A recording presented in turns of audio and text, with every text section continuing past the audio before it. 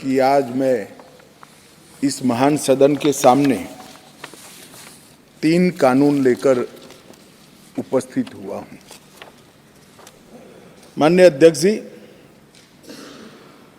ये एक ऐसा मौका है जब हमारा संविधान अगले वर्ष 75 साल पूरे कर लेगा। ये एक ऐसा मौका है जब अभी अभी आपकी अध्यक्षता में ही इस संसद ने इस देश की मातृशक्ति को 33% आरक्षण सदनों में देकर कानून बनाने में इनकी हिस्सेदारी तय की है। और उसी समय में ये ऐतिहासिक सदन में करीब करीब 150 साल पुराने 3 कानून जो हमारी क्रिमिनल जस्टिस सिस्टम, आपराधिक न्याय प्रणाली को गवर्न करते हैं, वो तीनों कानूनों में पहली बार मोदी जी के नेतृत्व में भारतीयता, भारतीय संविधान और भारत की जनता का चिंता करने वाले बहुत आमूलचूल परिवर्तन लेकर मैं आया हूं। माननीय अध्यक्ष जी, इंडियन पिनल कोड, इसकी जगह जो इंडियन पिनल कोड 1860 में बना, उसका उद्देश्य ही दंड देना था, उसका उद्देश्य न्याय देना नहीं था। उसकी जगह भारतीय न्याय संहिता 2023 इस सदन की मान्यता के बाद पूरे देश में अमल में आएगी। माननीय अध्यक्ष जी, सीआरपीसी क्रिमिनल प्रोसीजर कोड 1998, इसकी जगह भारतीय नागरिक सुरक्षा संहिता 2023 इस सदन की अनुमोदना के बाद अमल में आएगी। और इंडियन एविडेंस एक्ट 1872 की जगह भारतीय साक्ष्य विधेयक 2023 अमल में आएगा। कई लोगों को मैं इस बिल को स्टैंडिंग कमेटी को भेजने के बाद मिला हूं। आज तो यहां पर बोलने के लिए तो बैठे नहीं हैं, परंतु मुझे कहते हैं क्या फर्क पड़ेगा। सुनते तो मालूम पड़ते कि फर्क क्या पड़ता। माननीय अध्यक्ष जी, एक बेजान मुर्दा पड़ा है और अगर उसमें आत्मा होती है तो जिंदा इंसान बनता है। इतना आमूलचूल परिवर्तन हमारी आपराधिक न्याय प्रणाली का के अंदर आना है। अध्यक्ष जी, आज मैं तलारी रंगैया से लेकर हेमाजी तक 35 सांसदों ने इसके अंदर अपने अपने विचार व्यक्त किए हैं। वो सभी को मैं ध्यान से सुना है। ढेर सारी चीजें ज्यादातर किसी के सुझाव बदलाव के लिए नहीं है, कुछ सुझाव बदलाव के लिए भी है, मगर कुछ चीजें जो उठाई गई हैं उसको मैं मानता हूं कि मेरी स्पष्टता के बाद इनकी चिंता से वो मुक्त हो जाएंगे। और कुछ लोग, ओवैसी साहब हो या कोई 1-2 और है, जिनकी चिंता ही ऐसी है जो समाप्त नहीं की जानी चाहिए, चिंता उनकी एक कानून से बड़ी है, वो बहुत उचित हुआ है। इसलिए ऐसी चिंता का मेरे पास कोई समाधान नहीं है, परंतु स्पष्टता से काफी सारी चीजें क्लियर हो जाएगी। और मैं 3 ऑफिशियल अमेंडमेंट लेकर भी आऊंगा जो मैं बाद में बताऊंगा। माननीय अध्यक्ष जी, एक तीनों कानून अंग्रेजों के जमाने से बनाए थे। जैसा मैंने कहा कि 150 साल पुराने कानून है। मोदी जी ने प्रधानमंत्री बनने के बाद गुलामी की मानसिकता और गुलामी के सारे चिन्ह इस देश में से जल्दी मिट जाए और नए आत्मविश्वास के साथ महान भारत की रचना का रास्ता प्रशस्त हो, इस पर आग्रह रखा है। उन्होंने लाल किले की प्राचीर से कहा, मान्यवर, उन्होंने कहा कि कॉलोनियल कानूनों से जल्दी इस देश को मुक्ति मिलनी चाहिए। और उसी के तहत गृह मंत्रालय ने 2019 से इसमें परिवर्तन लाने के लिए एक गहन विचार विमर्श चालू किया था। मान्यवर, ये जो कानून थे, ये कानून एक शासक ने, विदेशी शासक ने अपने शासन को बनाए रखने के लिए बनाए हुए कानून थे। एक गुलाम प्रजा को गवर्न करने के लिए बनाए हुए कानून थे। और इसकी जगह अब ये जो कानून आ रहे हैं वो हमारी संविधान की मूल 3 चीजें, व्यक्ति की स्वतंत्रता, मानव के अधिकार और सबके साथ समान व्यवहार, ये 3 सिद्धांतों के आधार पर बनाए जा रहे कानून है। ये इसका मूल परिवर्तन है जो कुछ लोग पहचान नहीं पाए। मान्यवर, हमारे यहाँ न्याय की बहुत पुरानी अवधारणा है। हमारे यहाँ न्याय की अवधारणा अनेक प्रकार के दर्शन के अंदर समाहित, व्यास, अत्रि, याज्ञवल्क्य, बृहस्पति, पराशर, चाणक्य, वत्सायन, देवानंद ठाकुर, जयंत भट्ट, गणेश उपाध्याय, केशव मिश्र, रघुनाथ शिरोमणि, ये सभी विद्वानों ने अनेक प्रकार की संहिता में दंड और न्याय पर अपने विचार रखे हैं जो मूल भारतीय विचार हैं। मान्यवर, ये तीनों कानूनों को अभी जो है, ये तीनों कानूनों को अगर ध्यान से देखते हैं तो इसके अंदर न्याय की कल्पना ही नहीं है। दंड देने की बात को ही न्याय माना जाए। हमारे यहाँ, हमारे शास्त्रों में दंड की कल्पना न्याय से उपजी। पाश्चात्य विचारों के जो अंग्रेज शासन में लाए गए कानून थे, उसमें न्याय का उद्भव दंड में से होता है। हमारे यहाँ दंड इसलिए दिया जाता है कि जो विक्टिम है, जिसका अहित हुआ है, जिसके अधिकारों की रक्षा नहीं हुई, उसको न्याय मिल पाए, इसलिए किसी को दंड देते हैं। और दंड देने का उद्देश्य क्या है? विक्टिम को न्याय देना, और वो दंड के माध्यम से और कोई इस तरह की गलती न करे, इस तरह का समाज के अंदर एक एग्जाम्पल प्रस्तापित करने के लिए ये दंड का प्रोविजन है। ये नए जो 3 कानून लेकर मैं आया हूं, वो मूल भारतीय न्याय के संहिता के आत्मा को प्रगटीकरण देने वाले कानून है। और सच अर्थ में आजादी के इतने सालों के बाद मान्यवर, पहली बार ये तीनों आपराधिक कानूनों का, अपराध की सिस्टम को चलाने वाले कानूनों का, क्रिमिनल जस्टिस सिस्टम को चलाने वाले कानूनों का पहली बार मानवीयकरण होगा। मान्यवर, ये कानूनों को ध्यान से पढ़ेंगे तो ये कानून के अंदर आज तक, जब तक ये सदन रिपील नहीं करेगा तब तक यूनाइटेड किंगडम की संसद ने बनाया हुआ कानून आज हमारे कानून में विद्यमान है। प्रांतीय अधिवेशन, वो भी अंग्रेजों के जब हम गुलाम थे तब का शब्द है।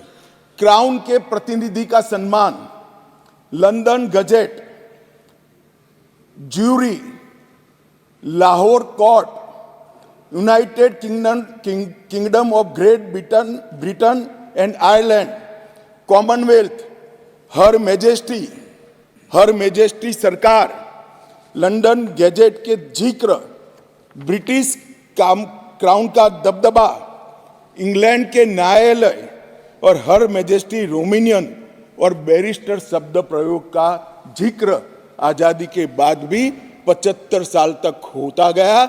मोदी जी के इस इनिशिएटिव ने हमारे तीनों कानून को एक गुलामी की मानसिकता और उसके चिन्हों से मुक्त कराया। मान्यवर, ये कानून जो बनाए थे, ढेर सारे लोगों ने कहा, कुछ सांसद मुझे पर्सनली भी मिले, वो समझ ही नहीं पाते थे कि फर्क क्या कर रहे हो। मैंने कहा कि ये सब आपको समझना है तो सबसे पहले चैप्टर को समझिए।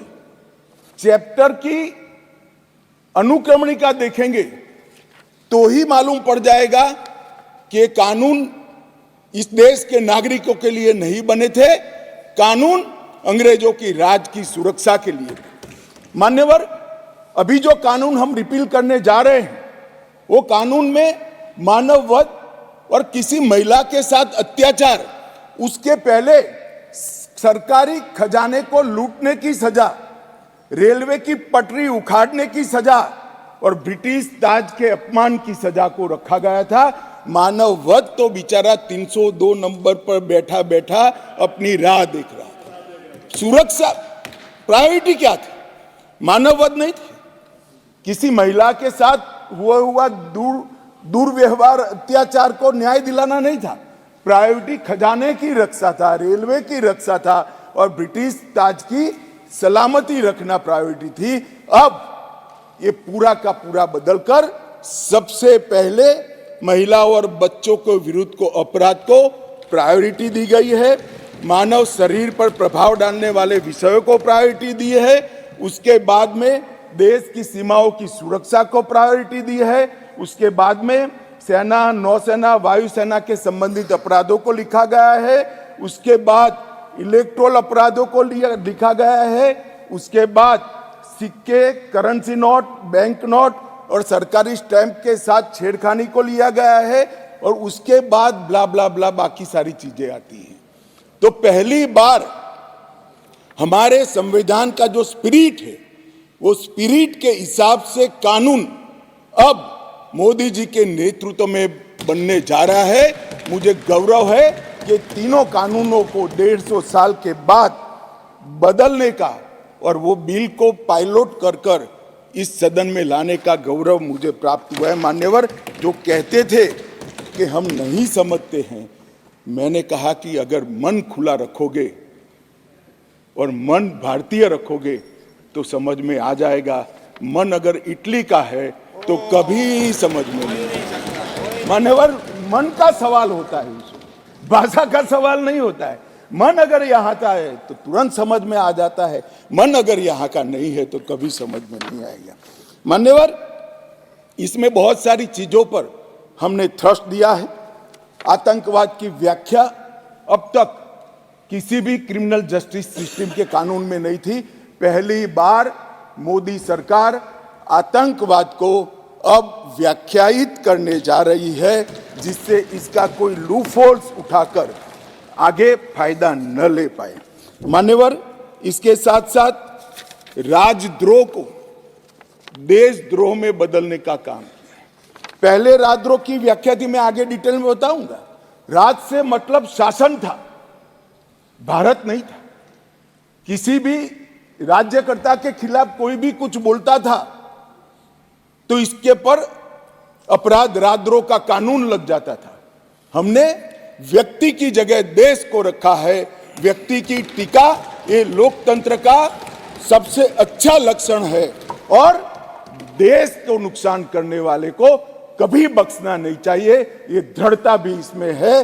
राजद्रोह को इतने साल के बाद देशद्रोह में परिवर्तित करने का काम ये कानून करेगा।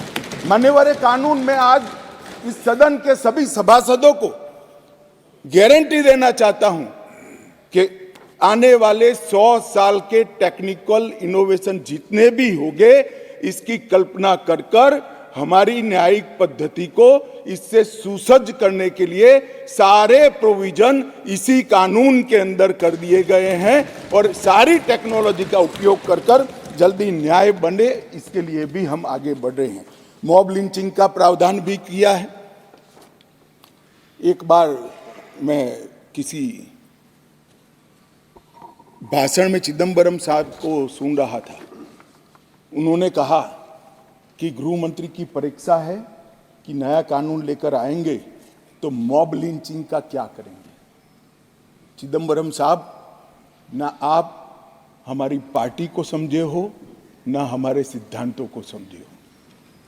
हमारी पार्टी की केवल एक और एक आइडियोलॉजी है, भारत का उत्कर्ष। एकमात्र आइडियोलॉजी पर Bharatiya Janata party. Mob lynching घृणित अपराध है और उसको हम नए कानून में फांसी की सजा का प्रावधान कर इंक्लूड कर रहे हैं। मगर अब मैं आपको पूछना चाहता हूं, आपने भी इस देश में 70 साल में 58 साल शासन किया है, आपने मॉब लिंचिंग को भला अब तक क्यों नहीं लाए थे? हम तो जब बदलाव किए तब लाए। मॉब लिंचिंग शब्द का उपयोग हमें गाली बोलने के लिए तो खूब किया, मगर जब सत्ता में आए तब भूल गए। इस प्रकार के व्यवहार को जनता जानती है, इसीलिए उस ओर बैठे हो और उस ओर से भी सदन के बाहर बैठे हो। मान्यवर, ये जो इनका डबल स्टैंडर्ड है, इसके कारण उनकी पार्टी को आज इतनी सारी दिक्कतें उठानी पड़ी है। मान्यवर, पुलिस और नागरिक के अधिकारों के बीच में बहुत अच्छे से इसमें संतुलन साधा गया है। सजा का दर बढ़ाने के लिए हमने ढेर सारे प्रावधान इसके अंदर करे हैं, जिससे सजा करने का प्रतिशत बढ़ेगा। साइबर क्राइम के लिए भी ढेर सारी प्रोविजंस किए हैं और कम्युनिटी सर्विस को भी हम पहली बार इंट्रोड्यूस करके उसको कानूनी जामा पहनाने जा रहे हैं, जिससे जेलों पर के बर्डन को कमी आ जाएगी। मान्यवर, ये तीनों कानून जैसे मैंने कहा 150 साल के बाद बदले जा रहे हैं और देश के 130 करोड़ लोगों को प्रभावित करने वाले कानून हैं और ये कानूनों के आधार पर ही आने वाले समय में इस देश की आपराधिक न्याय प्रणाली चलनी है। इसलिए बहुत जरूरी था कि इस पर एक व्यापक बहस करी जाए, समाज के हर वर्ग से, और जो लोग इनसे जुड़े हुए हैं, ये प्रक्रिया में जुड़े हुए, वो सभी से, सभी चुने हुए प्रतिनिधियों से, सभी ऑल इंडिया सर्विस के अधिकारियों से और सभी विधानसभा के सदस्यों से भी चर्चा की जाए। इसलिए 2019 में हमने इसका व्यापक कंसल्टेशन अगस्त महीने से शुरू किया था और 2019 सितंबर में सभी राज्यपालों, मुख्यमंत्रियों, उपराज्यपालों और प्रशासकों को पत्र लिखकर सुझाव मांगे गए। जनवरी में देश के मुख्य न्यायाधीश, सभी हाईकोर्ट्स के मुख्य न्यायाधीश, बार काउंसिल्स और विधि विश्वविद्यालय को पत्र लिखकर सुझाव माने गए। ये सुझाव आने के बाद 2021 में मैंने स्वयं सभी सांसदों को पत्र लिखा और सुझाव मांगे। 2020 में सभी विधायकों से सुझाव मांगे गए। BPRND ने देश के सभी IPS अफसर से सुझाव मांगे। गृह मंत्रालय ने देश के सभी कलेक्टरेट से सुझाव मांगे, क्योंकि कलेक्टरेट भी इसका बड़ा हिस्सा होता है। और मार्च 20 में ये सारे सुझावों को संकलित नेशनल लॉ यूनिवर्सिटी दिल्ली के कुलपति की अध्यक्षता में कमेटी बनाकर किया और उसके बाद लगभग 18 राज्य, 6 संघ राज्य, सुप्रीम कोर्ट और 16 उच्च न्यायालय, 5 न्यायिक एकेडमीज, 22 विधि विश्वविद्यालय, 42 संसद सभ्य और लगभग 200 के आसपास IPS अफसरों ने अपने सुझाव मुझे भेजे। कुल 3200 सुझाव एकत्रित हुए, जिसको फुल स्टॉप कॉमा में पढ़कर इसको रखना या नहीं रखना, इसका विवेक के आधार पर निर्णय लिया गया है। और पूरे तीनों कानूनों को मैंने स्वयं लाइन बाय लाइन नहीं, फुल स्टॉप कॉमा में पढ़ा है। 58 सीटिंग मेरे 158 सीटिंग मेरे खुद के हुए हैं सुझावों को आमेज करने के लिए और कानूनों को पढ़ने के लिए। और ये सब कर हम ये कानून लेकर आए थे। 11 अगस्त 2023 को ये भारतीय न्याय संहिता, भारतीय नागरिक सुरक्षा संहिता और भारतीय साक्ष्य अधिनियम को, इन 3 विधेयकों को मैं यहाँ लेकर आया और आपने उसको गृह विभाग की स्थायी समिति को विचारार्थ भेज दिया। मान्यवर, वहाँ पर ढेर सारी चर्चा हुई। 10 नवंबर 2023 को इसकी रिपोर्ट राज्यसभा के उपसभापति को दे दी गई और ढेर सारे सुझाव, ढेर सारी टाइपिंग एरर्स, ग्रामेटिकल एरर्स और लीगल प्रोनाउंसिएशन के जो अपभ्रंश थे, ये सब सुधारने के लिए माननीय संसद सभ्यों की समिति ने ढेर सारे विचार रखे। इसलिए उसको जस का तस रखने की जगह मैंने पुराना बिल रिपील कर विड्रॉ कर नया बिल लेकर मैं आज सदन के सामने आया हूं और इतने गहन विचार विमर्श के बाद मान्यवर बिल मैं सदन के सामने रखा है। मान्यवर, मोदी जी के नेतृत्व में जो 3 कानून आए हैं, न्याय, समानता और निष्पक्षता, ये 3 मूल सिद्धांतों के आधार पर इसके अंदर बहुत बड़ा परिवर्तन किया गया है। टेक्नोलॉजी का भरपूर उपयोग हो और आने वाले लंबे समय तक टेक्नोलॉजी के नए नए इनोवेशन क्या हो सकते हैं, इसकी कल्पना कर अभी से इसकी कानूनी वैधता के लिए ढेर सारे प्रोविजन किए हैं। फॉरेंसिक साइंस को इसके अंदर बहुत तवज्जो दी गई है और इसके माध्यम से, ये कानूनों के माध्यम से जल्दी न्याय मिले, इसके लिए पुलिस, लॉयर्स और न्यायमूर्ति सभी पर एक प्रकार से समय की मर्यादा डालने का काम भी इस कानूनों के माध्यम से हुआ है। मान्यवर, भारतीय नागरिक सुरक्षा संहिता, इसमें पहले सीआरपीसी में 484 धाराएं थी, इसके जगह अब 531 होंगी।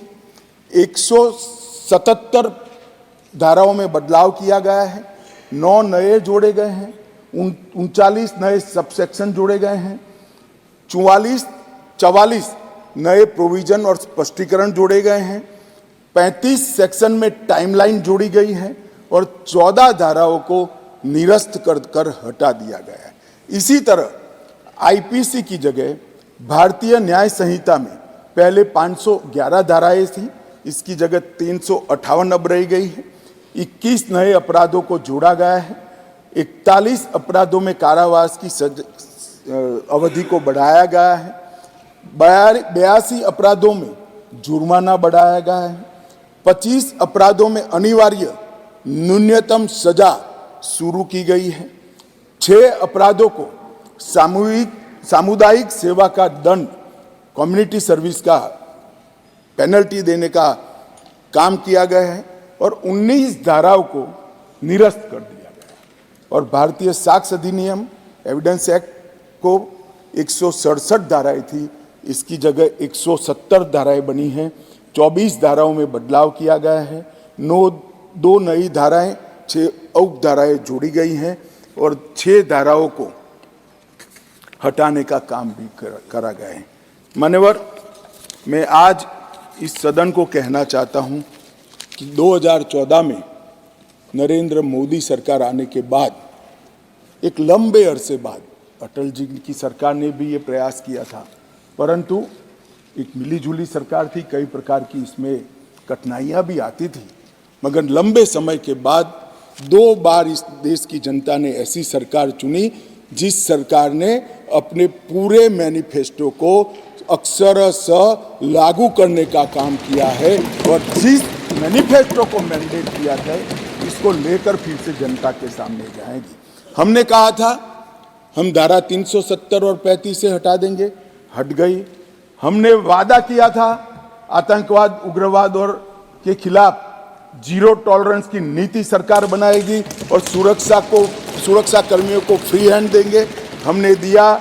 इसके कारण 3 हॉटस्पॉट, जम्मू कश्मीर, वामपंथी उग्रवादी क्षेत्र और उत्तर पूर्व में हिंसक घटनाओं में 63% की कमी आई है और मृत्यु में 73% की कमी आई है और पूर्वोत्तर से 70% से ज्यादा क्षेत्र से अपसपा को हटा लिया गया है। जिन्होंने अपने एजेंडा में रखा था कि हम अपसपा हटाएंगे, वो ऐसी स्थिति का निर्माण नहीं कर पाए। हमने नहीं रखा था, अपसपा को हटाया नहीं है, परंतु हमने इसके अमल को रिस्ट्रिक्ट करने में सफलता प्राप्त करी है, क्योंकि वहाँ कानून और व्यवस्था की परिस्थिति ठीक हो गई। हमने मान्यवर कहा था कि अयोध्या में जितना हो सके उतना जल्दी राम मंदिर बनाएंगे और 22 जनवरी को वहां पर राम लल्ला विराजमान हो जाएंगे। ये नरेंद्र मोदी सरकार है, ये नरेंद्र मोदी सरकार है, ये नरेंद्र मोदी सरकार है मान्यवर, जो कहती है वो करती है। मान्यवर, हमने कहा था संसद और विधानसभा में महिलाओं को 33% आरक्षण देंगे। कांग्रेस पार्टी कई बार पावर में आई, तिथियां निकालती रह गई, हमने दे दी भी दिया और सर्वानुमत से देकर इस देश की मातृशक्ति को हमने सम्मानित करने का। हमने कहा था 3 तलाक मुस्लिम माताओं बहनों के लिए अन्याय करता है, उसको हम समाप्त कर देंगे। मान्यवर, हमने इस वादे को भी पूरा किया।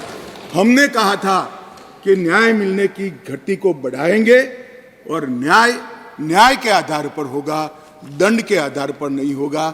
मैं उस वक्त पार्टी का अध्यक्ष था। श्रीमान राजनाथ सिंह जी घोषणा पत्र लेकर जनता के सामने गए थे और आज हम दोनों बैठे हैं। मुझे आनंद है मोदी जी ने ये पार्टी के वादे को आज पूरा करने का। मान्यवर, न्याय एक बहुत अम्ब्रेला टर्मिनोलॉजी। न्याय एक सभ्य समाज की नींव डालता है। हमारे संविधान ने राजनीतिक न्याय, आर्थिक न्याय, सामाजिक न्याय की कई परिभाषाएं बनाकर हमारे लिए रखी है और ढेर सारे अनुच्छेद में 38, 39 से 142 में इसका जिक्र भी किया है। मगर जनता के आम मानस में न्याय का मतलब क्रिमिनल जस्टिस सिस्टम से हो गया है। न्याय अनेक प्रकार के हैं, मैं इसका स्वीकार करता हूं। बड़ी पवित्र संकल्पना हमारे संविधान निर्माताओं ने रखी है, परंतु जनता डे टू डे में क्रिमिनल जस्टिस सिस्टम को न्याय कहती है। और आज मैं ये जो 3 बिल लेकर आया हूं, मोदी जी ने सालों से देश की जनता की जो अपेक्षा थी कि हमें पेनल्टी नहीं चाहिए, हमें दंड नहीं चाहिए, हमें न्याय चाहिए, आम आदमी की सुरक्षा होनी चाहिए, वो बिल इस बिल के माध्यम से होगा। राज्य का सबसे पहला कर्तव्य मान्यवर न्याय होता है और लोकतंत्र के 3 स्तंभ न्यायपालिका, कार्यपालिका और विधायिका, ये तीनों एक न्याय का मजबूत प्रशासन देने के लिए हमारे संविधान निर्माताओं ने 3 के बीच में काम की बंटवारा किया है। और आज पहली बार तीनों मिलकर दंड केंद्रित नहीं परंतु न्याय केंद्रित क्रिमिनल जस्टिस सिस्टम लेंगे। आपकी अध्यक्षता में ये न्याय यहाँ पर कानून बनेगा, इसका इम्प्लीमेंटेशन कार्यपालिका करेगी और इसका बाकी रहा हुआ इम्प्लीमेंटेशन न्यायपालिका करेगी। ये तीनों अंग इकट्ठा होकर इस देश में भारतीय विचार की न्याय प्रणाली को प्रस्तापित करेंगे। और न्याय, जैसा मैंने कहा, एक अम्ब्रेला टर्म है। न्याय कहते हैं तो बहुत बड़े समुदाय के प्रति होता है। इसमें आरोपी और विक्टिम दोनों आ जाते हैं और दंड कहने पर केवल आरोपी की तरफ ही देखा जाता है। तो संतुलन बनाते हुए नए कानून में लेकर आया हूं। यहाँ पहले दंड देने की सेंट्रलाइज सोच वाली कानून थे, अब विक्टिम सेंट्रिक जस्टिस इसका यहाँ पर उद्भव होने जा रहा है।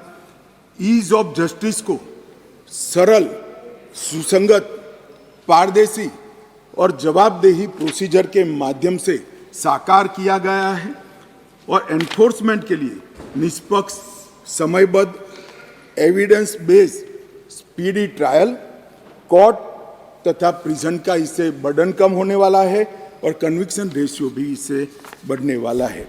मान्यवर, कई लोगों ने अलग अलग सुझाव करे हैं। पहले मैं बिल के बारे में बताकर इसका जवाब दूंगा। और सबसे बड़ी बात है मान्यवर कि जो बिल लेकर मैं आया हूं वो ढेर सारी नई चीज़ों को भी इसमें जगह देने वाला बिल है और इसका उपयोग करने वाला बिल है। इन्वेस्टिगेशन को हमने फॉरेंसिक साइंस के आधार पर प्रोसिक्यूशन को बल देने का फैसला किया है। बलात्कार की पीड़िता का ऑडियो वीडियो रिकॉर्डिंग के माध्यम से रिकॉर्ड लेना कंपलसरी किया है। कई सारी जगह पे मैं आगे बताऊंगा आपको टेक्नोलॉजी का उपयोग किया है और कोर्ट पर भी ढेर सारे समय को कम करने के प्रावधान पर हमने डाले हैं। मान्यवर, आज के बाद इस देश में अभी 3 प्रकार की न्याय प्रणाली है। कहीं मेट्रो जज होते हैं, कहीं नहीं होते हैं, कहीं फर्स्ट क्लास मजिस्ट्रेट होते हैं, कहीं नहीं होते हैं।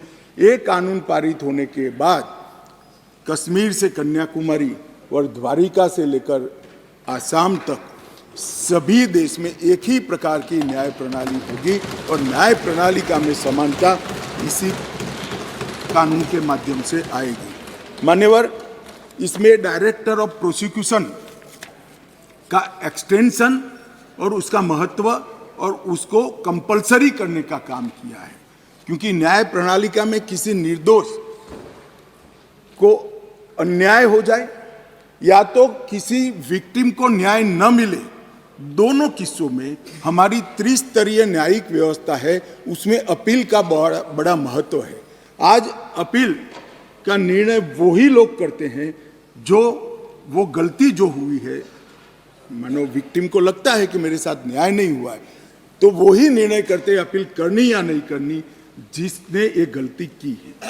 अब एक स्वतंत्र डायरेक्टर ऑफ प्रोसिक्यूशन हर जिले में भी बनेगा, राज्य स्तर पे भी बनेगा, जो पारदर्शिता के साथ एक केस में अपील करने लायक है या नहीं है उसका निर्णय करेगा। उसमें पुलिस का और प्रोसिक्यूटर का केवल और केवल अभिप्राय होगा, निर्णय एक तटस्थ प्रणाली का होगा जिसको डायरेक्टर ऑफ प्रोसिक्यूशन के नाम से यहाँ इंट्रोड्यूस किया गया है। पुलिस की अकाउंटेबिलिटी कई सारे मामलों में तय की है, जैसे इस देश की अदालतों में हेबियस ढेर सारी होती है, परिवारजन जाते हैं, हमारे सगा संबंधी कहाँ है हमें मालूम ही नहीं है, पुलिस कहती है हमारे पास नहीं है। अब तय कर दिया है गिरफ्तार व्यक्तियों की सूचना अनिवार्य रूप से हर पुलिस स्टेशन पर रखनी पड़ेगी और एक पुलिस अधिकारी को इसके लिए जिम्मेदार करना पड़ेगा।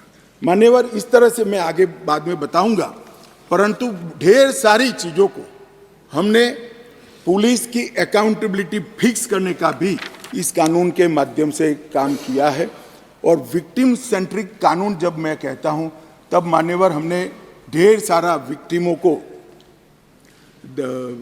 BNSS में 360 तो अपनी बात रखने का अधिकार दिया है, इंफॉर्मेशन का अधिकार खंड 173, 93 और 230 में दिया है, नुकसान की क्षतिपूर्ति का अधिकार दिया है, जीरो FIR को इंट्रोड्यूस किया है। अब कोई भी मुकदमा स्टेट विक्टिम की परमिशन के बगैर, विक्टिम को सुने बगैर कोर्ट सिर्फ स्टेट के कहने पर विड्रॉ नहीं कर सकती। जो विक्टिम है उसको सुनना पड़ेगा, उसके ऑब्जेक्शन को भी सुनना पड़ेगा। विक्टिम को, जो फरियादी है, उसको 90 दिनों में जांच की प्रगति के बारे में इंफॉर्मेशन देने की जिम्मेदारी पुलिस की गई है। FIR, गवाहों के बयान और पुलिस की रिपोर्ट, ये सभी को कंपलसरी कॉपी देने का प्रोविजन इसके अंदर कर दिया गया है। और जांच और मुकदमे के विभिन्न चरणों की पीड़ित अथवा उसके परिवारजनों को जानकारी प्रदान करने के लिए भी हमने ढेर सारे प्रोविजन मान्यवर किए हैं, जिससे मैं मानता हूं कि पुलिस की अकाउंटेबिलिटी फिक्स होगी और विक्टिम को न्याय मिलने की शुरुआत होगी। मान्यवर, मैं अब तीनों कानूनों के महत्वपूर्ण प्रावधानों को आपके सामने और आपके माध्यम से ये सदन के सामने और देश के सामने रखना चाहता हूँ। भारतीय न्याय संहिता की मैं पहले बात करूँगा मान्यवर, और जैसा मैंने कहा कि इसमें ढेर सारे मानव संबंधित अपराधों को बहुत पीछे रखा गया था, क्योंकि इसका महत्व ही नहीं था। उनका महत्व अपना शासन चलाना था। जैसे बलात्कार का नंबर धारा 375, 376 था। अब जहाँ से अपराधों की बात शुरू आती है, इसमें सबसे पहले धारा 63 और धारा 69 में बलात्कार को रख दिया गया है। गैंग रेप को भी आगे लाया गया, बच्चों के खिलाफ अपराध को भी आगे लाया गया है। मर्डर 302 था, अब 101 हुआ है। किडनैपिंग 359 और 369 था, अब 137 और 140 हुए। ट्रैफिकिंग 370, 370A था, अब 143 और 44 हुए। माननीय, शुरुआत की डेफिनेशन और प्रोसीजर को छोड़कर सीधा मानव संबंधित, पहले महिला और बच्चे और फिर शरीर संबंधित अपराधों को हमने प्रायोरिटी दी है, क्योंकि इसी को हम व्यक्ति की सुरक्षा के साथ जोड़कर देखते हैं मान्यवर, और उसको सुनिश्चित करना ये कानूनों की प्रायोरिटी है। मान्यवर, अंग्रेजों ने बनाया हुआ राजद्रोह का कानून, जिसके तहत तिलक महाराज, महात्मा गांधी, सरदार वल्लभ भाई पटेल, ढेर सारे हमारे आज़ादी के स्वतंत्र सेनानी, बड़े बड़े हमारे नायक सालों के सालों 6-6 साल तक जेल में रहे। वो कानून अब तक चलता रहा था। विरोध तो करते थे जब ऑपोजिशन में होते थे, मगर सत्ता में आते थे तब इसका दुरुपयोग भी करते थे, हटाने का नाम नहीं देते थे। पहली बार नरेंद्र मोदी जी ने ऐतिहासिक निर्णय किया है कि राजद्रोह की धारा 124 को पूर्णतया समाप्त, इसको हटाने का काम किया। अभी ओवैसी साहब हंस रहे हैं। ओवैसी साहब, मैं भी थोड़ा साइकोलॉजी पढ़ा हूं, विज्ञान का विद्यार्थी हूं। फिर इनके मन में है कि आपने बदल कर रख दिया। मान्यवर, मैं कहना चाहता हूं, हमने राजद्रोह की जगह देशद्रोह की स्थिति रखी। अब ये देश आजाद हो चुका है, लोकतांत्रिक देश है। शासन की टीका तो कोई भी कर सकता है, किसी को भी करने का अधिकार है। इसके लिए इस देश में अब किसी को जेल में नहीं जाना पड़ेगा, चाहे हमारा शासन हो। मैं फर्क समझाता रहा हूं, जो बड़े कटाक्षमय तरीके से ओवैसी साहब हंस रहे इसलिए। मगर इस देश के खिलाफ कोई बोल नहीं सकता, इस देश के हितों को कोई नुकसान कर नहीं सकता। इस देश के झंडे, इस देश की सीमाएं, इस देश के संसाधनों के साथ अगर कोई खिलवाड़ करेगा तो निश्चित रूप से उसको जेल में जाना, और जेल में जाना चाहिए। मानिए, ये हमारी सरकार का थ्रस्ट है। इस देश की सुरक्षा किसी भी की सुरक्षा से सबसे ऊपर होनी चाहिए, सुप्रीम होनी चाहिए, सबसे पहले राष्ट्रपति। इसलिए जो लोग राजद्रोह हटाकर हम देशद्रोह की धारा लाए हैं, इनको अपने विचारों के कपड़े पहनाने का प्रयास करते हैं। इसलिए मैं इस पर डिटेल में बात करता हूं। मान्यवर, आईपीसी 124C, उसमें शब्द प्रयोग था सरकार के खिलाफ की गई बात। मेरी बात ध्यान से सभी सदस्य सुने। अंग्रेजों ने बनाए हुए कानून में लिखा था 124C, सरकार के खिलाफ की गई बात। बीएनएस धारा 152 जो इसकी जगह आई है, भारत की संप्रभुता, एकता और अखंडता को तोड़ने वालों पर इस धारा का उपयोग है। वहां सरकार शब्द प्रयोग है, यहां देश है, भारत शब्द प्रयोग है। आईपीसी में आसन या प्रयोजन की बात नहीं की थी। किस उद्देश्य से आप बोलते हैं, किस उद्देश्य से करते हैं, इसकी बात ही नहीं की। करना ही काफी है। हमने इसमें देशद्रोह की डेफिनेशन में आशय की बात करी है। उसका उद्देश्य क्या है, उसका आशय क्या है, इसका महत्व है। अगर उद्देश्य देशद्रोह का है तो इसको कठोर से कठोर दंड मिलना चाहिए, और उद्देश्य अगर शासन का विरोध करना है तो उसको दंड नहीं मिलना चाहिए। उसको वाणी स्वतंत्रता का अधिकार है। अब घृणा और अवमानना, शासन की अवमानना, शासन की घृणा करना, तिरस्कार करना, इसको हटाकर हमने शब्द प्रयोग क्या किया है, सशस्त्र विद्रोह, विध्वंसक गतिविधियां और अलगाववादी गतिविधियां शब्द प्रयोग। और अगर कोई कहता है सशस्त्र विद्रोह, बम धमाके, गोलीबारी और विध्वंसक प्रवृत्ति करने के बाद भी कोई जेल में नहीं जाना चाहिए, तो मैं इस विचार से इत्तेफाक नहीं रखता हूं। ये जेल में जाने ही चाहिए, सजा होनी ही चाहिए। इस देश में किसी को यह अधिकार नहीं है। मान्यवर, मैं इसलिए कहता हूं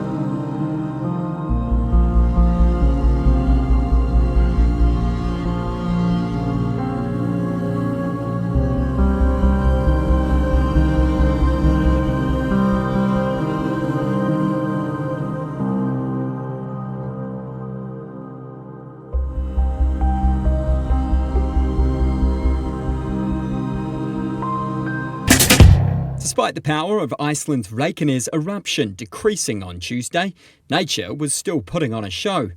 The 2.5 mile long fissure continuing to spew lava up to 330 feet.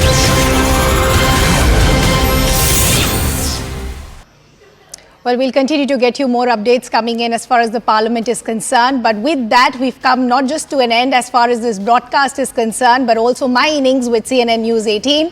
Over the last few years, it's been a pleasure to bring you all the news.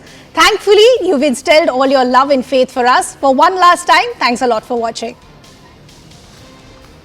All right, we'd all like to wish a very, very good set of wishes to Ridhima on her next journey. Good luck, Ridhima. All right, you are watching CNN News 18. We're joining you with the afternoon bulletin right here on CNN News 18. My name is Toya Singh. We are continuing to bring you updates from inside the Parliament, where the Home Minister, as we speak, is addressing the Parliament. He is addressing the Parliament regarding the criminal bills. He is also expected to refer to the parliamentary breach. Once more, take a look. मैं यहाँ बैठा होता तो टोकता भी, रोकता भी, प्रयास भी करता कि इसको सदन के रिकॉर्ड का हिस्सा न बनने दिया। आप एक्सपोज हो रहे हो, मगर मैं था नहीं, मैंने पढ़ा। इसका बचाव करते हैं। किस जमाने में जी रहे? अंग्रेजों का शासन नहीं है, कांग्रेस का शासन नहीं है, ये भारतीय जनता पार्टी और नरेंद्र मोदी का शासन। यहां पर आतंकवाद को बचाने की कोई दलीलें काम में नहीं ली जाएगी, परंतु इसके दुरुपयोग न हो इसके लिए इसकी व्याख्या भी हमने बड़ी स्पष्ट की है। मान्यवर, इसकी व्याख्या क्या की है? जो कोई भारत की एकता, अखंडता, संप्रभुता, सुरक्षा और आर्थिक सुरक्षा की प्रभुता को खतरे में डालता है और किसी भी वर्ग में आतंक फैलाने का प्रयास करता है, आइदर और साइड से, उसको आतंकवादी घटना कहा जाएगा। उसका विवरण दिया है। डायनामाइट, विस्फोटक पदार्थ, जहरीले गैस, न्यूक्लियर का उपयोग, ऐसी घटनाओं में जब कोई भी मृत्यु होती है तो ये घटना करने वाला आतंकवादी कृत्य में लिप्त माना जाएगा। अब इसमें कहां दुरुपयोग की गुंजाइश है? मगर मन में एक भय पड़ा है मान्यवर, वो भय से ये विरोध जन्म लेता है और मैं तो मानता हूं ये भय तो रहना ही चाहिए, रहना ही चाहिए, रहना ही।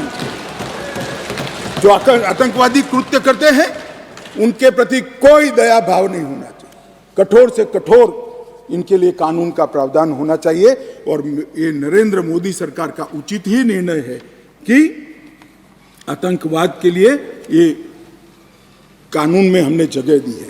उसके बाद भारत सरकार, किसी राज्य सरकार, विदेश की सरकार, अंतरराष्ट्रीय सरकारी संगठन के सुरक्षा को बाधित करने वाले कृत्य भी आतंकवादी माने जाएंगे। मान्यवर, मैं नहीं मानता इसमें कहीं पर भी कोई गुंजाइश बची है कि इसका दुरुपयोग हो। और मैं सदन को आश्वस्त करना चाहता हूं, कानून तो लिखी हुई चीज है, इसका अमल करते वक्त अगर कोई इसका दुरुपयोग करता है, जहां तक हमारी सरकार का सवाल है साहब, हम उसको रोकेंगे भी और उसको नसीहत भी करेंगे, सजा भी देंगे। और सबसे ऊपर कोर्ट है। अगर किसके ग्रीवेंसेस है तो ये आतंकवाद को रोकने का प्रोविजन भी कोर्ट के ऊपर तो नहीं है। धारा लगते ही कोर्ट इसकी मीमांसा करेगी, मगर इसके डर से आतंकवाद को ही न रोका जाए, मैं इस बात से सहमत नहीं हो सकता। मान्यवर, मैं सदन से अपील करना चाहता हूं कि इस धारा को जो मोदी सरकार लेकर आई है, आपका समर्थन चाहिए, आशीर्वाद चाहिए और जीरो टॉलरेंस का एक संदेश इस सदन से जाना चाहिए। मान्यवर, संगठित अपराध की भी पहली बार व्याख्या की गई है। कई राज्य और राज्यतर गैंगे संगठित अपराध करती हैं, इसके लिए कोई विशेष कानून नहीं था। इसके अंदर हमने साइबर अपराध को, आर्थिक अपराध को, भूमि हत्याना को, हथियारों की व्यापार को, डकैती को और मानव लोगों की तस्करी करने, व्यक्तियों की मानव तस्करी में, ये सभी को इसके अंदर रखा है। आर्थिक अपराध की भी हमने व्याख्या की है। करेंसी नोट, बैंक नोट, सरकारी स्टैंप का कुटकरण, हवाला व्यवहार और बड़े पैमाने पर वित्तीय कपट और आर्थिक व्यवस्था को तोड़ने के सभी प्रयास, इसको भी आर्थिक अपराध की व्याख्या की तरह पहली बार लाने का काम नरेंद्र मोदी जी कर रहे हैं। और इससे मुझे लगता है कि न्यायपालिका का काम काफी सरल हो जाएगा। मान्यवर, एक मैं स्पष्टीकरण करना चाहता हूं कि गैर इरादतन हत्या जो थी, अकस्मात जिसको कहते हैं, इसमें हमने दो हिस्से किए। अकस्मात तो किसी भी व्यक्ति से किसी भी स्थिति में हो सकता है। एक गाड़ी चलाता रहे एक व्यक्ति और रास्ते में कोई भी बेध्यान हुआ या कोई रश कर आ गया और अकस्मात हो गया। अकस्मात करने के बाद वो व्यक्ति स्वयं उसको पुलिस स्टेशन या तो हॉस्पिटल ले जाता है, तो इसके लिए कम सजा का प्रावधान किया है। और हिट एंड रन केस, मरता हुआ छोड़कर कोई भाग जाता है, तो इसके लिए हमने 10 साल की सजा का प्रावधान किया। और मैं मानता हूं कि इससे हिट एंड रन के केस में काफी कमी आएगी। पर ये करते करते जो डॉक्टरों की नेग्लिजेंसी से अगर किसी की मृत्यु आती है, तो वो भी गैर इरादतन हत्या में आ जाते थे, इसकी भी सजा बढ़ गई। तो हमने इसको एक, मैं आज ऑफिशियल अमेंडमेंट लेकर आऊंगा, डॉक्टरों को इससे मुक्त कर दिया है। इंडियन मेडिकल एसोसिएशन ने मेरे सामने रजूआत करी थी, हमने इसको मुक्त करने का प्रावधान किया है। मान्यवर, मॉब लिंचिंग का नया प्रावधान हम लेकर आए हैं। नस्ल, जाति, समुदाय या किसी शंका के आधार पर एक टोला एकत्रित होकर किसी को मार देता है, तो उसमें मैक्सिमम फांसी तक की सजा की है। स्नैचिंग के लिए कोई कानून नहीं था, चैन स्नैचिंग होते थे, मोबाइल होते थे, और अलग अलग धाराओं में अंत में कानून के गैप का फायदा उठाकर वो छूट जाते हैं थे। स्नैचिंग के लिए भी हमने कानून लाया है। और मान्यवर, गंभीर चोट का जो कानून था, इसमें भी हमने 2 डिवीजन करे हैं। किसी के सर पर लाठी मार दी, इंजर्ड हुआ, तो उसको सजा तो होनी चाहिए, परंतु लाठी मारने के कारण वो ब्रेन डेड हो गया या अपाहिज हो गया, तो इसकी सजा इतनी नहीं होनी चाहिए। तो संपूर्ण अपाहिजता या तो ब्रेन डेड के केस में हमने 10 साल तक का कठोर दंड देने का प्रावधान किया है, इसको सेपरेट किया है। मान्यवर, गंभीर चोट का जो खंड 117 है, उसमें 10 साल की उम्र कैद का हमने प्रावधान किया है। इसके अलावा भी ढेर सारे बदलाव किए हैं मान्यवर, मैंने प्रमुख बदलाव भी आपके सामने। अब मैं भारतीय नागरिक सुरक्षा संहिता की बात करूंगा। मान्यवर, इस देश में न्याय प्राप्त करने में सबसे बड़ी बाधा है तो गरीबों के लिए तो आर्थिक बाधा है, मगर हमारे संविधान ने इसकी योजना बनाई। गरीब से गरीब व्यक्ति को शासन के द्वारा वकील भी दिया जाता है, न्याय भी मिलता है, परंतु न्याय मिलता ही नहीं। कल ही मुझे माननीय रक्षा मंत्री में बिल पेश कर रहा था, बता रहे थे 2003 में कोई एक्सीडेंट हुआ था, इसका साक्षी का सेवन 2023 में कल ही माननीय रक्षा मंत्री जी के साथ आया। सजा कब होगी वो तो अभी किसी को मालूम नहीं। माननीय सालों के सालों तक तारीख पे तारीख पढ़ते रहते हैं। पुलिस न्यायपालिका को दोषित करती है, सरकार पुलिस और न्यायपालिका दोनों को दोषी करते हैं, और पुलिस और न्यायपालिका बैठती है तो सरकार को दोषित करती है। सब एक दूसरे के पीछे कानून का सहारा लेकर, हमने इस कानून में ढेर सारी चीजों को हमने स्पष्ट कर दिया। मैं इसको बहुत बारीकी से बताना चाहता हूं मान्यवर, क्योंकि ये समझना कानून बनाने वालों के लिए बहुत महत्वपूर्ण। मान्यवर, पुलिस द्वारा दंडिक कार्यवाही सीआरपीसी में कोई समय निर्धारित नहीं। आप एक कंप्लेंट देते हो, इसका संज्ञान वो 10 साल के बाद भी ले सकते हैं। अब 3 दिनों के अंदर ही एफआईआर दर्ज करनी होगी अगर प्राथमिक जांच होगी, इसको कंपलसरी कर दे। और 3 से 7 साल की सजा के मामले में 14 दिनों के अंदर प्रारंभिक जांच, आरोप सही है या गलत है, इसका प्रारंभिक जांच देकर एफआईआर करनी पड़ेगी।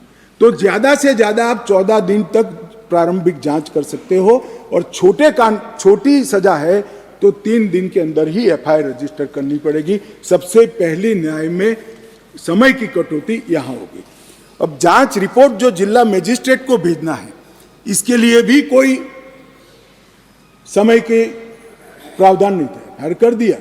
अब 24 घंटे में तलाशी रिपोर्ट के बाद 24 घंटे में उसको न्यायालय के सामने रख दिया जाएगा, आप उस पर बैठ नहीं सकते हो। मेडिकल प्रैक्टिशनर और चिकित्सा जांच की रिपोर्ट, मेडिकल हुआ, कोई समय मर्यादा नहीं। जब उसकी आत्मा कहेगी, जब उनको समय होगा, सारी परेशानियों से वो मुक्त होगा जाए, तब देंगे। अब हमने बिना किसी देर से बलात्कार पीड़िता की रिपोर्ट को भी 7 दिन के अंदर पुलिस थाने में और न्यायालय में डायरेक्ट भेजने का काम हमने यहाँ निश्चित किया। मान्यवर, पहले चार्जशीट का समय नहीं, 60 से 90 दिन में चार्जशीट करने का एक कानूनी प्रोविजन था, परंतु री इन्वेस्टिगेशन, मेरी जांच चालू है, ऐसा कर सालों सालों तक चार्जशीट लटकाए जाते थे, केस लटकाए जाते थे और लोग केस से परेशान होते। हमने कह दिया कि 60 से 90 दिन का जो समय था वो तो रहेगा, और 90 दिन के बाद और 90 दिन तक ही फर्दर इन्वेस्टिगेशन कर पाओगे। अगर 90 दिन के बाद फर्दर इन्वेस्टिगेशन करना है तो कोर्ट से ऑर्डर लेना पड़ेगा। चार्जशीट को आप 180 दिन के बाद पेंडिंग नहीं रख सकते हो। ये हमने प्रोविजन कर ट्रायल जल्दी हो इसके लिए शुरुआत कर दी। मान्यवर, इसके बाद मैजिस्ट्रेट के समय कब कार्यवाही शुरू होगी, मैजिस्ट्रेट के समय समक्ष, इसकी भी समय मर्यादा थी। अब मैजिस्ट्रेट साहब के साथ हमने बाध्य कर दिया है कि 14 दिनों के अंदर इसका संज्ञान आपको लेना ही पड़ेगा और कार्यवाही चालू, इसको लटका नहीं सकते। तो जो हमारे यहाँ बहुत सारी फरियाद आती है, सच्चा झूठा भगवान जाने, 12 बजे तक कोर्ट चलती है, 12 बजे के बाद कुछ नहीं चलता है। अब अगर 14 दिनों में संज्ञान लेना है तो कोर्ट को इसको समाप्त कर ही जाना पड़ेगा। और आरोपी द्वारा आरोप मुक्त होने का जो निवेदन है वो भी 60 दिन के अंदर ही करना पड़ेगा। पहले क्या करते थे, एक केस में 25 आरोपी, तो एक के बाद एक 25 लोग लिंगरिंग रूप से एक्विटल का अपील करते ही जाते थे और 10 साल तक मुकदमा चलता नहीं था। अब जिसको भी करना है 60 दिन के अंदर करना है और 60 दिन में न्यायाधीश ने इस पर सुनवाई करनी है, तो ये ज़्यादा से ज़्यादा 120 दिन में केस ट्रायल पर आएगा। प्ली बार्गेनिंग के लिए भी समय नहीं था, अब तय कर दिया है। आरोप तय करने के 30 दिन के अंदर ही आप आपके गुनाह को स्वीकार कर लोगे तो सजा कम होगी। प्री बार्गेनिंग 30 दिन के अंदर समाप्त करना पड़ेगा। ट्रायल की प्रक्रिया में कागज रखने का भी कोई प्रोविजन नहीं था। अब हमने दस्तावेजों की प्रक्रिया कंपलसरी 30 ही दिन में पूरा करने का प्रोविजन कर दिया है, उसमें आप देरी नहीं कर सकते। मान्यवर, ट्रायल इन एब्सेंसिया का भी प्रोविजन किया है। कुछ लोग इस पर आपत्ति ले सकते हैं, मगर मैं आज कहना चाहता हूं, इस देश में ढेर सारे मुकदमे हैं, देश को हिला देने वाले मुकदमे, चाहे बम्बई बम ब्लास्ट हो या कोई, और वो लोग पाकिस्तान में या कहीं और देशों में शरण लेकर बैठे हैं, ट्रायल नहीं चलती है। मान्यवर, अब इनके यहाँ आने की जरूरत नहीं है। 90 दिन के अगर वो कोर्ट के सामने नहीं आते हैं तो उनकी अनुपस्थिति में ट्रायल होगी। एक सरकारी वकील उनकी पैरवी करेगा, फांसी भी होगी, जन्मटिप भी, और जिससे वहां से वापस लाने की प्रक्रिया बहुत जल्दी कर पाएंगे, क्योंकि वो सजा प्राप्त व्यक्ति किसी दूसरे देश में तो स्टेटस बहुत बदलता है। जमानत के लिए भी हमने कर दिया है कि लंबे समय तक किसी को जेल में नहीं रख सकते। पहली बार अपराध करने को 1/3 सजा का जो प्रोविजन है, 1/3 अगर अंडर ट्रायल कर लिया तो इसको मुक्ति दे सकते हो, और बाकी सभी मामलों में 1/2 किया है जो गंभीर प्रकार के हत्या, डकैती, ऐसे मामले हैं। जजमेंट सालों सालों तक, महीनों तक नहीं आता था। अब हो गया है कि मुकदमे की समाप्ति के बाद जज साहब को 45 दिन के अंदर ही जजमेंट देना पड़ेगा, वो इससे ज़्यादा लेट नहीं कर सकते। मान्यवर, जजमेंट और सजा के बीच में भी बहुत बड़ा समय था, उसका भी समय निर्धारित कर दिया है, और सजा निर्णय देने के 7 दिन के अंदर ही सुना देनी पड़ेगी, उसको आप लिंगरिंग नहीं कर सकते। मान्यवर फिर दया याचिका के मामले आते थे। सालों तक दया याचिका करते ही नहीं, और दया याचिका कोई एनजीओ करता था, कोई दूर दूर के लोग करते थे, जिसका कोई दया तो वही मांग सकता है जिसको दंड मिला है। दया मांगने का अधिकार और किसी को नहीं। मान्यवर, उच्चतम न्यायालय की अपील खारिज करने के 30 दिन के अंदर ही दया की अर्जी करनी पड़ेगी, बाद में आपको इसका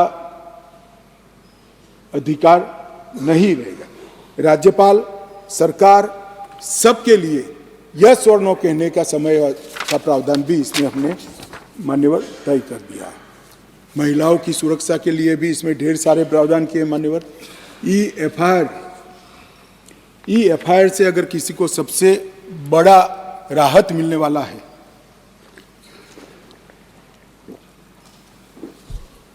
तो महिलाओं को मिल रहा है। किसी भी महिला के लिए अपने खिलाफ हुए अपराध को किसी के सामने वर्णन करना मान्यवर बड़ी संकोच की बात होती है। आज ई-एफआईआर से हर कोई कर सकता है, मगर कोई भी महिला थाने पर एफआईआर करा सकती है, उसका संज्ञान भी लिया जाएगा और 2 दिन के अंदर ही घर पर आकर इसका जवाब लेने की व्यवस्था महिला पुलिस के साथ इस कानून के तहत। नए विधेयक के अंदर ई-एफआईआर का जो हमने जिक्र किया है, इससे ढेर सारे फायदे होने वाले हैं। समय पर ट्रायल और स्थगन दोनों को हमने मान्यवर बहुत तवज्जो देकर इसको कठोरता के साथ कम करने का प्रावधान किया है। टेक्नोलॉजी का उपयोग भी कई जगह पे हमने पुलिस के अधिकारों के दुरुपयोग को कर्टेल करने के लिए किया है। क्राइम सीन, इन्वेस्टिगेशन, ट्रायल, ये तीनों चरण में हमने टेक्नोलॉजी के उपयोग को तवज्जो दी है। पुलिस जांच में पारदर्शिता और जवाबदेही इससे निश्चित रूप से सुनिश्चित तो होगी ही होगी, परंतु सबूतों की गुणवत्ता में भी सुधार होगा। विक्टिम और आरोपी दोनों के अधिकारों की रक्षा होगी। मान्यवर, एफआईआर से केस डायरी से चार्जशीट, वहां से जजमेंट तक की पूरी प्रक्रिया को डिजिटलाइज करने का हमने कानूनी प्रावधान इस कानून के अंदर लेकर आए। एविडेंस, तलाशी और जब्ती तीनों में वीडियो रिकॉर्डिंग की हमने कंपलसरी प्रोविजन किया है। कोई भी घर पे जाकर पुलिस जब्ती करती है तो उसका वीडियो रिकॉर्डिंग किया जाएगा, एविडेंस कलेक्ट करते हो उसका भी हो जाएगा और तलाशी का भी हो जाएगा।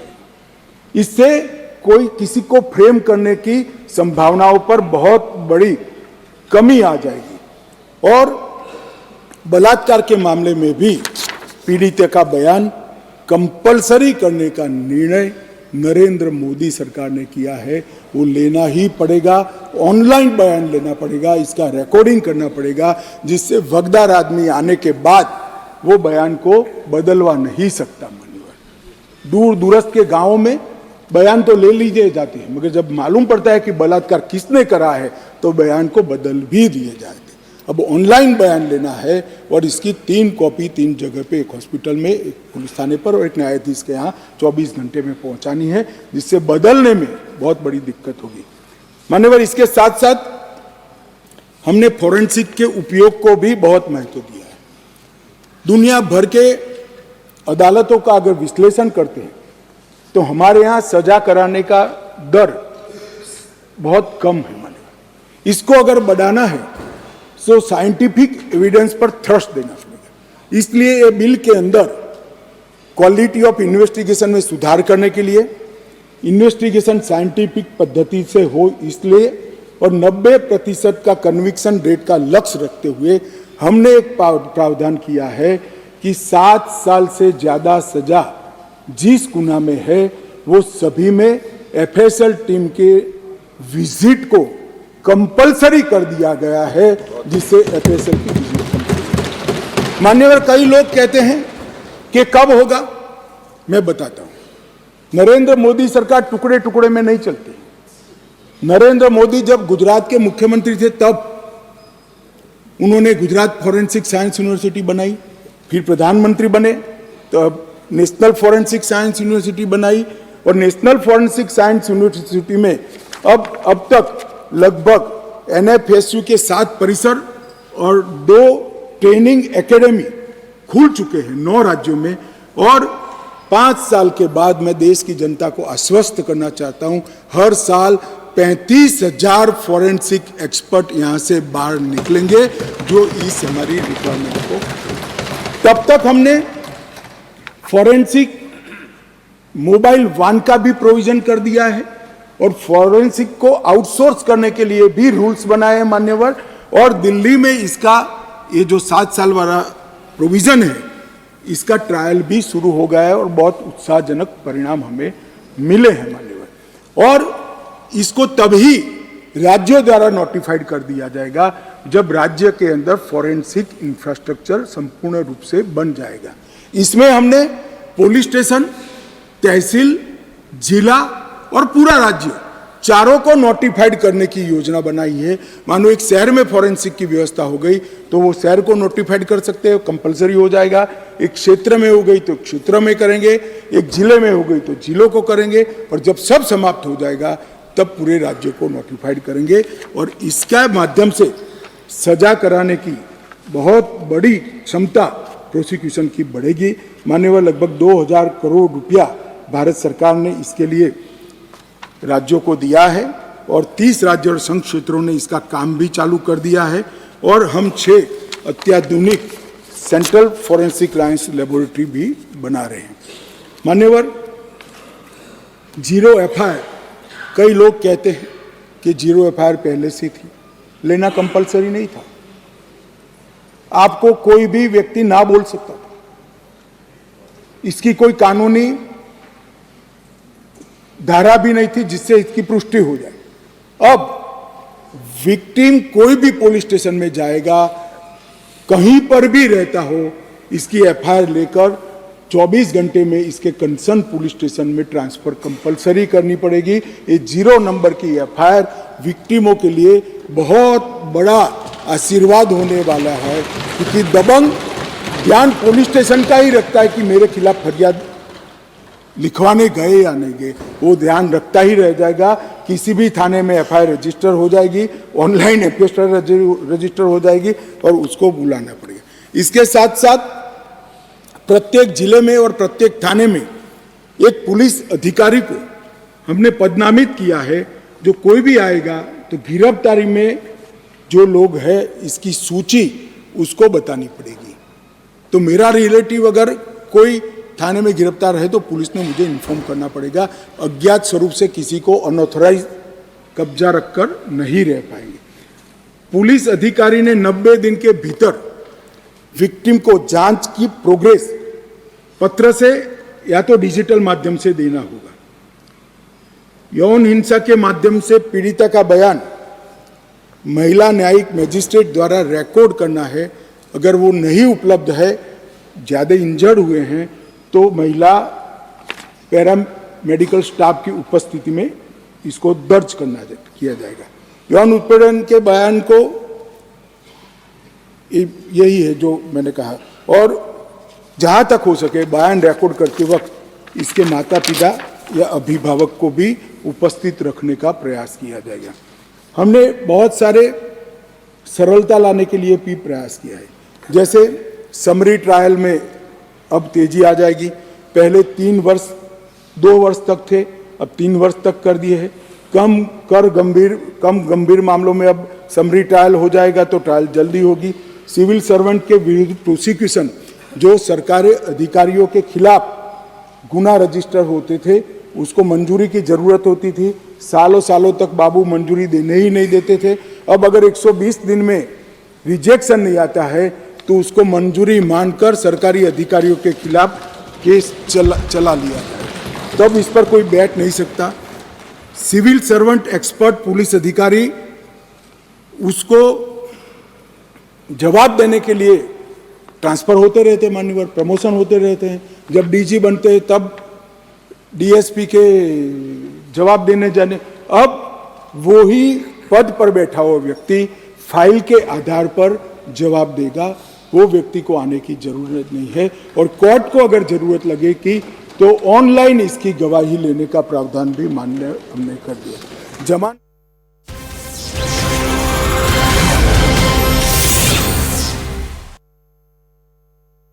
हमारे देश को The evacuated town of Grindavik lies under 2 miles away, but volcanologist Dave McGarvey told Reuters the lava flow should avoid the area. At the moment, it's not, one can't be certain where the lava is going to flow, but it looks like it will go more towards the north and west and perhaps the south and east. And those are good directions for the town of Grindavik. Recent inactivity had raised hopes the 4,000 residents might return home. Hans Vera, a Belgian who has lived in Iceland since 1999, isn't so sure now. Although it's just erupting in the north part of it, they probably think there's a chance that it opens up somewhere else and then it's going to be closer to Grindavik. So I don't see that in the near future they will let people get close to Grindavik. So we are back in the waiting game. This Icelandic Coast Guard flight over the ripped landscape just hours after it burst the Earth's surface shows lava fountains sending magma and smoke hundreds of feet into the air. Officials worry gas pollution could spread to the capital Reykjavik late on Tuesday evening or Wednesday morning. So it's very early days yet, but I think over the next 2 or 3 days, things will become much clearer. In 2010, ash clouds from eruptions at the Eyjafjallajökull volcano in the south of Iceland spread over large parts of Europe, grounding tens of thousands of flights in Europe and beyond. But experts say this time limited ash is being released, quelling fears of a repeat, with no disruptions so far. These tourists already making the most of the new natural wonder. It's a once in a lifetime for us, so we don't want to miss that. Scientists say seismic activity could continue for several months.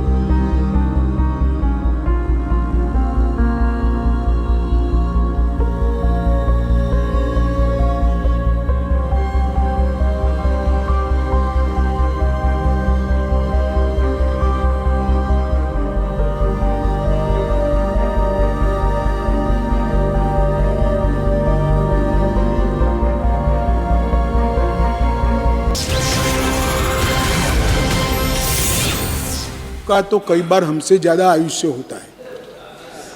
1950 में पकड़ा, मगर case पड़ा रहा है तो पूरा एक बड़ा मैदान पुलिस स्टेशन का परेड का इसी संपत्तियों से लिप्त हो जाता है। माननीय, हमने कह दिया है कि देश के पुलिस स्टेशनों में बड़ी संख्या में जो संपत्तियां पड़ी है, अदालत के मजिस्ट्रेट को इसकी वीडियोग्राफी फोटोग्राफी कर अदालत की सहमति से 30 दिनों के भीतर भी इसको बेच दिया जाएगा, हराजी कर दी जाएगी और पैसे कोर्ट केस के अधीन, तो सारे पुलिस स्टेशन साफ हो जाएंगे। तकलीफ तो होगी कुछ लोगों को, मगर उसका रास्ता मेरे पास नहीं है मान्यवर। कब तक 20-20 साल तक, और वो व्हीकल भी किसी के उपयोग का नहीं रहता, वो मालिक को वापस भी मिल जाए तो कोई इसका फायदा न उठा पाए। इस तरह से हमने भारतीय साक्ष्य अधिनियम में ढेर सारे बदलाव किए मान्यवर। इलेक्ट्रॉनिक रिकॉर्ड को हमने दस्तावेज की परिभाषा में शामिल कर दिया है। अब किसी भी प्रकार का इलेक्ट्रॉनिक रिकॉर्ड को दस्तावेज माना जाएगा कि पेन ड्राइव के अंदर चार्जशीट दिया जाएगा, पेन ड्राइव के अंदर कोर्ट को भी चार्जशीट दिया जाएगा, पेन ड्राइव के अंदर विक्टिम को भी दिया जाएगा, लॉयर्स को। इलेक्ट्रॉनिक रूप से प्राप्त बयान साक्ष्य की परिभाषा में शामिल कर दिया गया। इलेक्ट्रॉनिक और डिजिटल रिकॉर्ड को प्राथमिक साक्ष्य के रूप में मानने के लिए अधिक मानक जोड़े गए हैं और इसकी उचित कस्टडी, स्टोरेज, ट्रांसमिशन और ब्रॉडकास्ट, इसके लिए भी कानूनी जामा पहनाकर एक प्रक्रिया सुनिश्चित कर दी गई है। मान्यवर, दस्तावेजों की जांच करने के लिए मौखिक और लिखित स्वीकारोक्ति के लिए एक कुशल व्यक्ति के साक्ष्य को शामिल करने का हमने कंपलसरी किया है। इलेक्ट्रॉनिक या डिजिटल रिकॉर्ड की कानूनी स्वीकार्यता अब पहली बार कोर्ट में कोई चैलेंज नहीं कर पाएगा और इलेक्ट्रॉनिक साक्ष्य जमा करने के लिए प्रमाण पत्रों को भी अनुसूची में जोड़ दिया गया है। मान्यवर, इसके लिए हमने ढेर सारी भय स्थानों के लिए भी बड़ी एक्सरसाइज की। नेशनल फॉरेंसिक साइंस यूनिवर्सिटी के साइबर क्राइम के एक्सपर्ट्स, इलेक्ट्रॉनिक मामलों के एक्सपर्ट्स, BPRND और गृह मंत्रालय के अधिकारियों की एक टीम ने महीनों तक काम कर कुछ अनुभवी न्यायाधीशों से भी परामर्श कर इस पूरी प्रक्रिया को चिन्हित कर दिया गया। माननीय, मैं इतना सुनिश्चित कह सकता हूं कि जब इसका संपूर्ण अमल देश के हर थाने में हो जाएगा, मान्यवर, हमारी न्यायिक प्रक्रिया दुनिया में सबसे आधुनिक में आधुनिक न्यायिक प्रक्रिया भारत की। मान्यवर, इसका पूरा प्रोविजन इसके अंदर किया है, उसको भी पुलिस स्टेशन, तहसील, जिला, कमिश्नरेट और स्टेट लेवल पर नोटिफाइड कर सकेंगे। जैसे जैसे थाने क्लियर करते जाएंगे हम इसको मान्यवर आगे बढ़ाते। और हमने अब तक ICGS के माध्यम से मान्यवर ढेर सारे पुलिस स्टेशन, 97% पुलिस स्टेशनों को कंप्यूटराइज करने का काम समाप्त कर दिया है। अदालतों का भी आधुनिकीकरण हो रहा है और ICGS के माध्यम से फॉरेंसिक साइंस यूनिवर्सिटी, थाना, गृह विभाग, पब्लिक प्रोसिक्यूटर की ऑफिस, जेल और कोर्ट, ये सबको एक ही सॉफ्टवेयर के तहत ऑनलाइन करने का काम भी लगभग देश में समाप्त होने के कगार पर है। और इसके माध्यम से ढेर सारी देरी से हमारे जो न्याय मांगने के लिए जाने वाले नागरिक हैं उनको राहत मिलेगी और न्याय जल्दी से मिलेगा। मान्यवर, इसके साथ हमने स्मार्टफोन, लैपटॉप, मैसेजेस, वेबसाइट और लोकेशनल साक्ष्य को सबूत की परिभाषा में शामिल किया है। आरोपियों, विशेषज्ञों, पीड़ितों इलेक्ट्रॉनिक माध्यम से कोर्ट के सामने उपस्थित होने की अनुमति दी है और इलेक्ट्रॉनिक या डिजिटल रिकॉर्ड को स्वीकार्यता को इसकी एनफोर्समेंट करने के लिए भी पूरी प्रक्रिया को हमने कानून के अंदर जगह दे दी है। और इसके माध्यम से FSL यूनिवर्सिटी उचित समय पर इसमें जो नई तकनीक आती जाएगी इसको भी समाहित करने का सुझाव समय समय पर देती जाएगी, इसको हम समाहित करेंगे। मान्यवर, चर्चा में कुछ सदस्यों ने अलग अलग प्रकार के सवाल उठाए।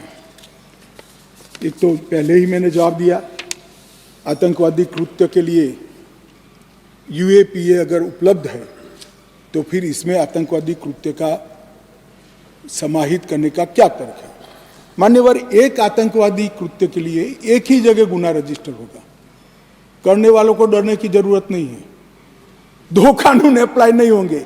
मगर कई जगह पे आतंकवादी कृत्य होने के बाद UAPA लगाते नहीं है और CRPC में आज तक आतंकवाद की व्याख्या ही नहीं थी और बचकर निकल जाते थे। उनके बचने के सारे रास्ते इस कानून के माध्यम से हमने बंद कर दिए। और मुझे मालूम नहीं पड़ता इसमें आपत्ति क्या है। आपत्ति सिर्फ संसद में रद्द नहीं रखनी नहीं चाहिए, इसके आशय भी बताने चाहिए। ये आपत्ति दर्ज कर हम किसको बचाना चाहते हैं? मान्यवर, बीएनएस के 69 के खंड में पहचान छिपाने का दुरुपयोग किया जा सकता है, ऐसा एक आशंका व्यक्त किया। मैं इसके लिए क्या कि उन महिलाओं को सुरक्षा प्रदान की गई है जो शादी के झूठे वादों की वजह से व्यक्ति की पहचान छिपाना चाहते हैं। इसमें और कोई बच नहीं पाएगा, मैं सदन को आश्वस्त करना। मान्यवर, एक आया कि दया की याचिका मामले में थर्ड पार्टी को अधिकार देना चाहिए। मैं बिल्कुल खिलाफ। अगर जिस व्यक्ति ने गुनाह किया है उसको अपने गुनाह का एहसास ही नहीं है, पछतावा ही नहीं है, तो दया शब्द पर इसका कोई अधिकार नहीं है। जिसको गुनाह करता है